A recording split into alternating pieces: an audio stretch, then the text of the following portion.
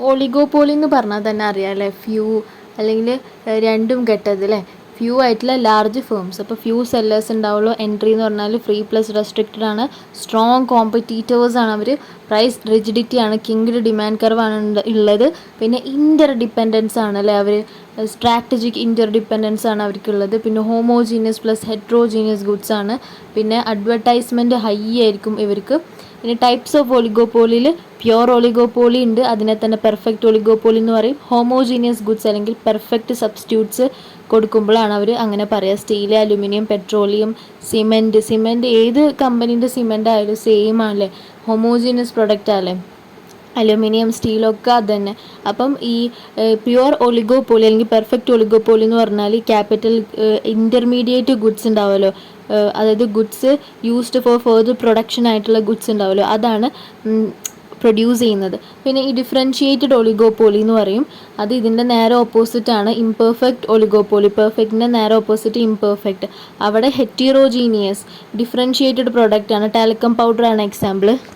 പിന്നെ നമുക്ക് open oligopoly ഉണ്ട്, അവിടെ ഫ്രീ എൻട്രി ആണ് അല്ലേ. ക്ലോസ്ഡ് ഒളിഗോപോളി എന്ന് പറഞ്ഞാൽ ക്ലോസ്ഡ് എൻട്രി അല്ലെങ്കിൽ റെസ്ട്രിക്റ്റഡ് എൻട്രി ആണ്. പിന്നെ കൊളോസീവ് ഒളിഗോപോളി എന്ന് പറഞ്ഞാൽ അവിടെ ഒരു മ്യൂച്വൽ അണ്ടർസ്റ്റാൻഡിംഗ് ഉണ്ട്. കൊളോസീവ് എന്ന് പറഞ്ഞാൽ ഇങ്ങനെ ഒട്ടിപ്പിടിച്ചിരിക്കുന്ന അല്ലെങ്കിൽ എല്ലാവരും കൂട്ടമായിട്ട് തന്നെ മ്യൂച്വൽ അണ്ടർസ്റ്റാൻഡിങ്ങിൽ ഒരു എഗ്രിമെൻ്റ്, ഒരു കരാറ് പ്രകാരമൊക്കെ മുന്നോട്ട് പോകുന്ന ഒളിഗോപോളീസ്. നോൺ കൊളോസീവ് ഒളിഗോപോളി ഉണ്ട്, അവിടെ പ്രോപ്പർ അണ്ടർസ്റ്റാൻഡിംഗ് ഒന്നും ഉണ്ടാവില്ല, ഒരു എഗ്രിമെൻറ്റും ഉണ്ടാവില്ല, കോൺട്രാക്റ്റ് ഉണ്ടാവില്ല.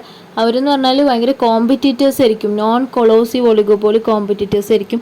പിന്നെ പാർഷ്യൽ ഒളിഗോപോളിയും ഫുൾ ഒളിഗോപോളി ഉണ്ട്. പാർഷ്യലിൽ there is a leader, there is a follower ഉണ്ടായിരിക്കും പാർഷ്യലിൽ. ഓക്കെ, അപ്പോൾ ശരിക്കുള്ള ഒളിഗോപോളി ഫുൾ ഒളിഗോപോളി ആവണമെങ്കിൽ അവിടെ ലീഡറൊന്നും പാടില്ല, no leader no followers. Okay, അപ്പോൾ ടെലി കമ്മ്യൂണിക്കേഷൻ സെക്ടറിൽ ജിയോ ആണ് ലീഡർ, IT സെക്ടറിൽ ഇൻഫോസിസ് ആണ് ലീഡർ. അപ്പോൾ ഇവരൊക്കെ പാർഷ്യൽ ഒളിഗോപോളിയിൽ പെട്ടതാണ്. അപ്പോൾ IT സെക്ടറിൽ ഇൻഫോസിസ് ആണ് ലീഡറായിട്ട് വരുന്നത്. അപ്പം പ്രൈസ് ലീഡർ എന്നൊക്കെ പറയും നമ്മൾ. അപ്പോൾ അങ്ങനെ ഉണ്ടെങ്കിൽ അത് പാർഷ്യൽ ഒളിഗോപോളി. പിന്നെ ലീഡറൊന്നും ഇല്ലെങ്കിൽ ഫുൾ ഒളിഗോപോളിയാണ്.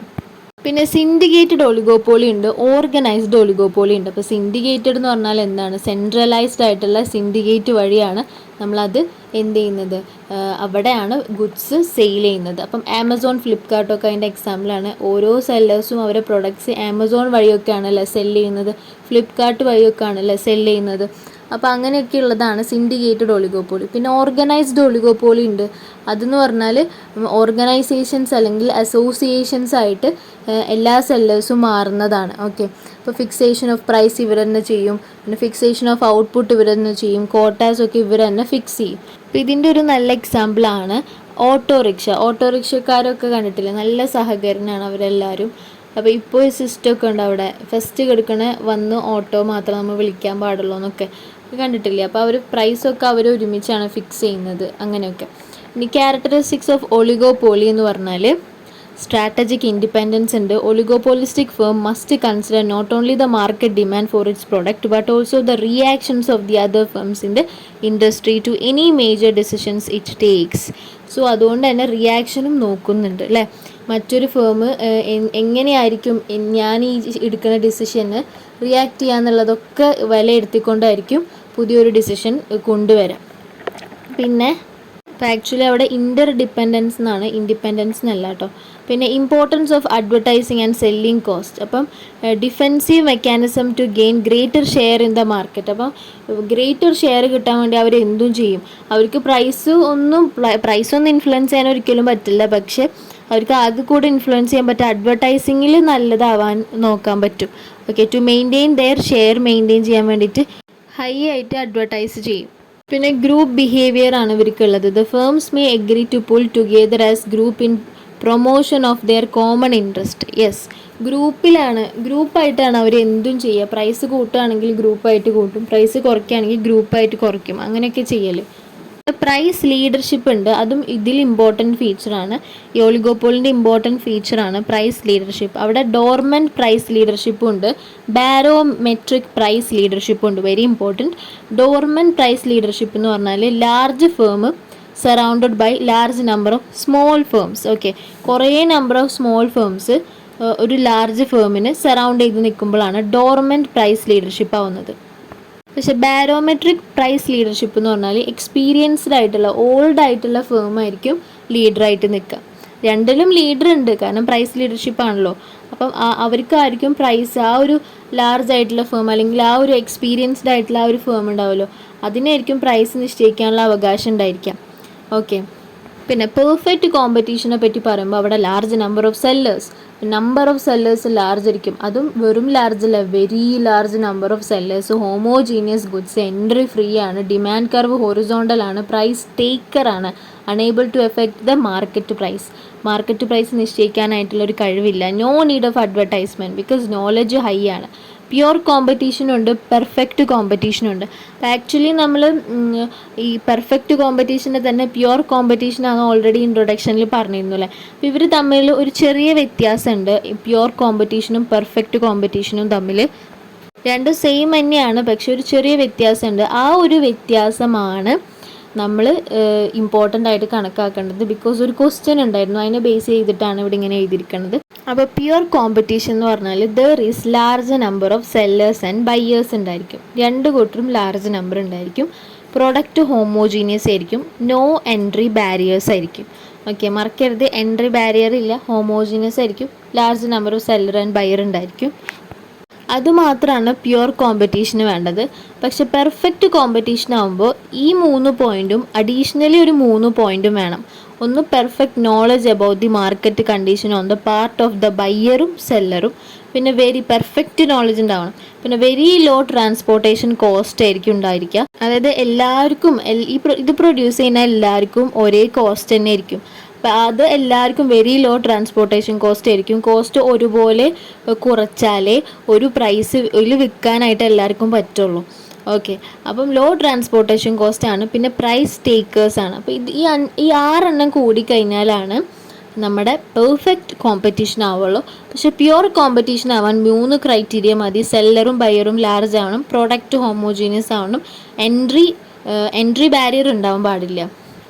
അപ്പോൾ 2 ബി പിന്നെ ഒരു എച്ച്. ഇപ്പോൾ 2BH എന്ന് പറയാം. അതായത് 2B എന്ന് പറഞ്ഞാൽ ബയ്യറും സെല്ലറും ഉണ്ടാവണം, പിന്നെ എൻട്രി ബാരിയറിൻ്റെ ബി ആണ്. അങ്ങനെ 2B പിന്നെ എച്ച് ഹോമോജീനിയസ്. അങ്ങനെയാണെങ്കിൽ പ്യുവർ കോമ്പറ്റീഷൻ. പിന്നെ knowledge plus low transportation cost plus the price taker ആകുമ്പോൾ അതും എല്ലാം കൂടി ആകുമ്പോഴാണ് പെർഫെക്റ്റ് കോമ്പറ്റീഷൻ. പിന്നെ മോണോപോളിസ്റ്റിക് കോമ്പറ്റീഷൻ ആണെങ്കിൽ എൻട്രി ഫ്രീ ആണ്, ലാർജ് നമ്പർ ഓഫ് സെല്ലേഴ്സും ബയ്യേഴ്സും ഉണ്ടായിരിക്കും. അപ്പം പെർഫെക്റ്റിലും മോണോപോളിസ്റ്റിക്കിലും എൻട്രി ഫ്രീ ആണ് അല്ലേ, അത് ഓൾറെഡി പറഞ്ഞു അല്ലേ നമ്മൾ. ലാർജ് നമ്പർ ഓഫ് സെല്ലേഴ്സും ബയ്യേഴ്സും ഉണ്ടായിരിക്കും. പിന്നെ heterogeneous goods and differentiated goods ആയിരിക്കും. പിന്നെ ക്ലോസ് സബ്സ്റ്റിറ്റ്യൂട്ട്സ് ആയിരിക്കും. അഡ്വർടൈസ്മെൻറ്റ് നീഡഡ് ആണ്. ഹൈ അഡ്വർടൈസ്മെൻറ്റ് ഇതിലുണ്ടാവുക ഒളിഗോപോളിയിൽ. പ്രൈസ് മേക്കറാണ് ഇവർ, അതാണ് ഇവരുടെ പ്രത്യേകത. പ്രൈസ് മേക്കറാണ് ഇവർ. ഡിഫറെൻറ്റ് മെത്തേഡ്സ് ഓഫ് പ്രൊഡക്ഷനാണ് ഉണ്ടാവുക. അപ്പോൾ പ്രൈസ് മേക്ക് ചെയ്യാനും അധികാരം ഇവർക്കുണ്ട്. അതുപോലെ തന്നെ മോണോപോളിയും പ്രൈസ് മേക്കറാണ്. സെമി ഹൊറിസോണ്ടൽ ആണല്ലേ, അത്യാവശ്യം ഡിമാൻഡ് ഉണ്ട്. അപ്പോൾ വല്ലാണ്ട് ഡിമാൻഡ് ഉണ്ടെങ്കിൽ ഹൊറിസോണ്ടൽ, അത്യാവശ്യം ഡിമാൻഡ് ഉണ്ടെങ്കിൽ സെമി ഹൊറിസോണ്ടൽ ആണല്ലേ ഡിമാൻഡ് കർവ്. ഇനി ഒന്ന് സമ്മറി പറയുകയാണെങ്കിൽ പ്രൊഡക്റ്റ് ഡിഫറൻഷിയേഷൻ എവിടെയാണ്? മോണോപോളിസ്റ്റിക് മാർക്കറ്റിൻ്റെ. സാധാരണ കോമൺലി ഒരു മാളിൽ കാണുന്ന എല്ലാ പ്രൊഡക്റ്റും മോണോപോളിസ്റ്റിക് മാർക്കറ്റിൻ്റെ ആണ്. പിന്നെ പ്രൈസ് ലീഡർഷിപ്പ്, അത് ഏതിലത്തെ ഫീച്ചറാണ്? ഒളിഗോപോളി മാർക്കറ്റിൻ്റെ. പ്രൈസ് ഡിസ്ക്രിമിനേഷൻ, അത് തെറ്റിക്കരുത്, പ്രൈസ് ഡിസ്ക്രിമിനേഷൻ മോണോപോളി മാർക്കറ്റ്. അതൊരിക്കലും തെറ്റില്ല അല്ലേ. നമ്മൾ ഒറ്റയാനെ ആണെങ്കിലാണ് നമുക്ക് ഇഷ്ടമുള്ള പ്രൈസ് ചാർജ് ചെയ്യാനായിട്ട് പറ്റുള്ളൂ. ഇനി ഫേംസ് ഇക്വിലിബ്രിയം. ഫേമിൻ്റെ ഇക്വിലിബ്രിയം എപ്പോഴായിരിക്കും എന്നറിയോ? ഇക്വിലിബ്രിയം എപ്പോഴും MRും MCനെ മാത്രം നോക്കിയിട്ടാണ് ഇക്വിലിബ്രിയം പറയുന്നത്. അപ്പം നേരെ മറിച്ച് ARും ACയും ആണെങ്കിലോ അത് റവന്യൂ, പ്രോഫിറ്റിന് നോർമൽ പ്രോഫിറ്റ്, അബ്നോർമൽ പ്രോഫിറ്റ് ഒക്കെ ഇല്ലേ, സൂപ്പർ നോർമൽ പ്രോഫിറ്റ്, അത് തന്നെയാണ് അബ്നോർമൽ പ്രോഫിറ്റ്. അതിനെ പറയാൻ വേണ്ടിയിട്ടാണ് ARും MCയും വരുന്നത്. പക്ഷേ MRും MCയും വരുന്നത് ഇക്വിലിബ്രിയം പറയാനാണ് ഫേമിൻ്റെ. So MR is equal to MC ആകുമ്പോഴാണ് ഇക്വിലിബ്രിയം ഉണ്ടാകുന്നത്. പ്രോഫിറ്റ് മാക്സിമൈസേഷൻ സംഭവിക്കുന്നത് അപ്പോഴാണ്. മാർജിനൽ റവന്യൂയും മാർജിനൽ കോസ്റ്റും ഈക്വൽ ആകുമ്പോൾ. മറക്കരുത്, മാർജിനൽ റവന്യൂ ആണ് മാർജിനൽ കോസ്റ്റിനേലും കൂടുതലെങ്കിൽ എക്സ്പാൻഷൻ ആണ്. പിന്നെ മാർജിനൽ റവന്യൂ മാർജിനൽ കോസ്റ്റിനേക്കാളും കുറയാണെങ്കിൽ അവിടെ റിഡക്ഷൻ ആണ്. പക്ഷേ ഇക്വിലിബ്രിയം വേണമെന്നുണ്ടെങ്കിൽ MR is equal to MC ആയിരിക്കണം. ഇനി നമുക്ക് ഇക്വിലിബ്രിയം ഓഫ് പെർഫെക്റ്റ് കോമ്പറ്റീഷൻ നോക്കാം. അപ്പോൾ ഇവിടെ കണ്ടോ long run average cost curve ഉണ്ട്. അത് കണ്ടോ, ഓരോ ഷോർട്ട് റൺ ആവറേജ് കോസ്റ്റ് കർവും എൻവലപ്പ് ചെയ്തിട്ട് ഉണ്ടാക്കിയതാണ്. അതുകൊണ്ടാണ് അതിനെ എൻവലപ്പ് കർവ് എന്ന് പറയുന്നത് അല്ലേ. അതുകൊണ്ടാണ് അതിനെ പ്ലാനിങ് കർവ് എന്ന് പറയുന്നത് അല്ലേ. അതുപോലെ തന്നെ അതിൻ്റെ ടാൻജൻസി, ആ short run average cost curve long run average cost കർവിനെ ടച്ച് ചെയ്യുന്നത് ആ മിനിമം പോയിന്റിൽ കറക്റ്റായിട്ട് അല്ല. ഓക്കെ, അപ്പോൾ അതിൻ്റെ സൈഡ് ഭാഗത്തു നിന്നൊക്കെ ടച്ച് ചെയ്യുന്നുണ്ട്. ആ സൈഡ് ഭാഗത്തൊക്കെയാണ് ടാൻജൻസി വരുന്നത്. അപ്പോൾ minimum point of the SAC is equal to LAC എല്ലാം വരുന്നത് സൈഡ് ഭാഗത്തൊക്കെ വരുന്നുണ്ട്. അപ്പം അങ്ങനത്തെ ഒരു ക്വസ്റ്റ്യൻ നമ്മൾ ഓൾറെഡി ഡിസ്കസ് ചെയ്തിട്ടുണ്ടായിരുന്നു അല്ലേ. പിന്നെ പെർഫെക്റ്റ് കോമ്പറ്റീഷനിൽ MR എന്ന് പറഞ്ഞാൽ ആ P തന്നെയാണ്, അല്ലെങ്കിൽ AR തന്നെയാണ് അല്ലേ. ആ ഒരു ഇങ്ങനെ പൊക്കൊണ്ടേയിരിക്കുന്ന ഒരു ഡിമാൻഡ് കർവ് അല്ലേ. ഓക്കെ, അപ്പം അതാണ് MR. അപ്പോൾ MC കണ്ടോ, MRൻ്റെ അടിയിൽ നിന്ന് കട്ട് ചെയ്യുന്നുണ്ട് മേലോട്ട് കണ്ടോ. MRൻ്റെ ബിലോ ആണ് MC ഉണ്ടാവുക. പിന്നെ അങ്ങോട്ട് ഇവർ രണ്ടുപേരും കൂടി ഒരു പോയിന്റിൽ കട്ട് ചെയ്യുന്നുണ്ട്. അവിടെയാണ് ഇക്വിലിബ്രിയം സംഭവിക്കുന്നത്. MR is equal to MC ആവുന്നത്. അപ്പം AR is equal to AC ആവുമ്പോൾ അവിടെ നോർമൽ പ്രോഫിറ്റ് ആണ് ഉണ്ടാവുന്നത്. അപ്പോൾ കണ്ടോ, അവിടെ എല്ലാതും ഒന്നിച്ചാണ്. ACയും അവിടെ ഒന്നിക്കുന്നുണ്ട്, ARും ഒന്നിക്കുന്നുണ്ട്, MCയും ഒന്നിക്കുന്നുണ്ട്, MRും ഒന്നിക്കുന്നുണ്ട് അല്ലേ. അപ്പം ARും ACയും ഒന്നിക്കുമ്പോൾ അവിടെ നോർമൽ പ്രോഫിറ്റാണ് എയിം ചെയ്യുന്നത്. അതുമാത്രമല്ല MCയും MRും ഒന്നിക്കുന്ന ആ ഒരു പോയിന്റ് എന്ന് പറഞ്ഞാൽ അവിടെ നമുക്ക് കിട്ടുന്നത് ഇക്വിലിബ്രിയമാണ്. ഇനി ഇവിടെ ഒബ്സർവേഷൻ പറയുകയാണെങ്കിൽ AR is equal to AC. AR എന്ന് പറഞ്ഞാൽ AR റഹ്മാൻ അല്ല, ആവറേജ് റവന്യൂ ആണ് അല്ലേ. അപ്പോൾ ആവറേജ് റവന്യൂ എന്ന് പറഞ്ഞത് പ്രൈസ് തന്നെയാണ്, അല്ലെങ്കിൽ ഡിമാൻഡ് കർവ് തന്നെയാണ്, അല്ലെങ്കിൽ മാർജിനൽ റവന്യൂ കർവാണ്. അപ്പോൾ ഇവിടെ AR is equal to AC ആകുമ്പോൾ ഫേം ഏൺസ് നോർമൽ പ്രോഫിറ്റ്. നേരെ മറിച്ച് AR is greater than AC ആണെങ്കിലോ അബ്നോർമൽ പ്രോഫിറ്റ് അല്ലേ, അല്ലെങ്കിൽ എക്കണോമിക് പ്രോഫിറ്റ്. അല്ലാന്നുണ്ടെങ്കിൽ അതിൻ്റെ മറ്റൊരു പേരാണ് സൂപ്പർ നോർമൽ പ്രോഫിറ്റ് എന്ന്. ഇവിടെ AR is equal to AC ആകുമ്പോൾ നോർമൽ പ്രോഫിറ്റാണ്. നോർമൽ പ്രോഫിറ്റിൻ്റെ മറ്റൊരു പേരാണ് സീറോ എക്കണോമിക് പ്രോഫിറ്റ് എന്ന്. ഇനി ഇക്വിലിബ്രിയം എന്ന് പറഞ്ഞാൽ MR is equal to MC ആകുമ്പോഴാണ് അവിടെയാണ് മാക്സിമൈസേഷൻ ഓഫ് പ്രോഫിറ്റ് സംഭവിക്കുന്നത്. ഇവിടെ എല്ലാവരും കൂടെ ഒന്നിച്ച് മീറ്റ് ചെയ്യുന്ന സ്ഥലമാണല്ലേ. അപ്പം ARും ACയും MRും MCയും ഒക്കെ. അപ്പം output is produced at minimum feasible cost. അപ്പം മിനിമം കോസ്റ്റിലാണ് ഔട്ട്പുട്ട് പ്രൊഡ്യൂസ് ചെയ്യപ്പെടുന്നതും. അതുപോലെ തന്നെ കണ്ടീഷൻസ് ഫോർ ഇക്വിലിബ്രിയം ഉണ്ട്. ഇതാണ് വളരെ ഇമ്പോർട്ടൻറ്റ്. എൻ്റെ എക്സാമിന് ചോദിച്ച ക്വസ്റ്റ്യൻ ആണ്. Under the perfect competition what are the conditions for the equilibrium. അതായത് MR is equal to MC ആണ്. ഒന്ന് അതാണ് മെയിൻ ആയിട്ടുള്ളത് ഇക്വിലിബ്രിയം ആവണമെങ്കിൽ. പിന്നെ MC curve should cut from the ബിലോയിൽ നിന്നും MC കർവ് കട്ട് ചെയ്യണം. എന്തിനെ? MR കർവിന്. അത് ഇമ്പോർട്ടൻ്റ് ആണ്. പിന്നെ MC കർവ് പോസിറ്റീവ് സ്ലോപ്പ് ആയിരിക്കും, അല്ലെങ്കിൽ അപ്വേർഡ് സ്ലോപ്പിംഗ് ആവണം. കണ്ടോ MC കണ്ടോ, അടിയിൽ നിന്ന് മേലോട്ടാണ് പോകുന്നത് അല്ലേ. അപ്പോൾ അപ്വേർഡ് അല്ലെങ്കിൽ പോസിറ്റീവ് സ്ലോപ്പിംഗ് ആണ്. ഇതിൻ്റെ ആൻസർ എന്ന് പറഞ്ഞാൽ identify the correct option below about the conditions for the equilibrium of a firm under perfect competition. Okay, അപ്പോൾ ഇവിടെ MR is equal to MC. Okay, 3 conditions വേണം. പിന്നെ MC should have positive slope. Yes, MRനല്ല positive slope. ഇവിടെ MR എന്ന് പറഞ്ഞാൽ price അല്ലെങ്കിൽ AR ഒക്കെ ആണല്ലേ കോൺസ്റ്റൻ്റ് ആയിട്ട് പോകുന്നത്. അപ്പോൾ MCക്കാണ് ഷുഡ് ഹാവ് പോസിറ്റീവ് സ്ലോപ്പ്. അതുപോലെ തന്നെ MC should cut MR from below എന്നുണ്ട് അല്ലേ.